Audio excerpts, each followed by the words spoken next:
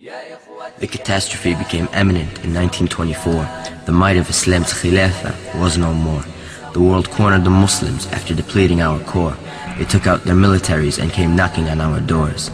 They began to invade our countries from every shore. They taught us nationalism, tribalism, and our unity was out the door. They made us pledge to useless flags and brought their kufr to our lands. They showed us their culture and we became instant fans. We abandoned our religion and so Allah abandoned us.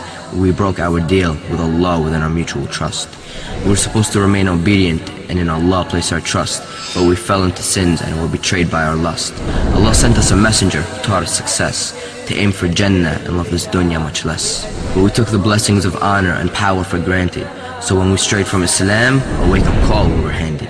The troops of the devil in our nations quickly landed, to colonize the Muslims with their kufr so candid.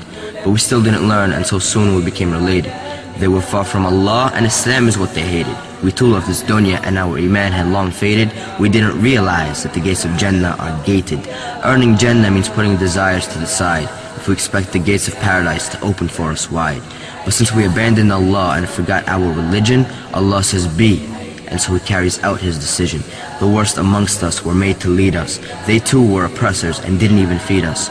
Allah withdrew our khilafah and woke us up to a reality, that our success is with Allah and not with ethnic principalities. That we need to put our ethnicities and worldly love to the side and hold firmly to the rope of Allah, not swimming with the tide. Our return to success as an ummah resides in following the prophets and sahabas' lives, and learning about and adhering sternly to the Qur'an and the Sunnah, and implementing Allah's laws collectively as an ummah. To rise back to the top, we must return to our deen, beginning with our own individual beings, then moving on to our families, communities, and nations, establishing with Allah the best of relations. So let's invest in the akhirah instead of over-enjoying life, and be prepared for this means considerable strife. The hatred from the mouths of the kuffar continues to emanate. The time is for jihad, and salam to the believers who participate. Allah's Messenger sallallahu alayhi wasallam said that the kuffar would attack and Muslim blood would be shed, because we're obsessed with the dunya and abandon jihad, that we love this life and would hate to be dead.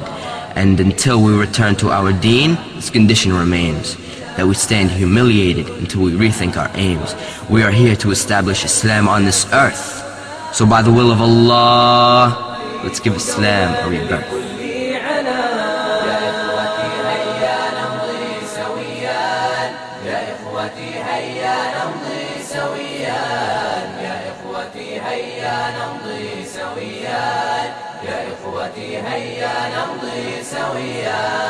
نطور نبغي سبيل المنى ونحفظ دوما مكاسبنا نزيل التخلف رمز الكسل نشجع نحو البنا والعمل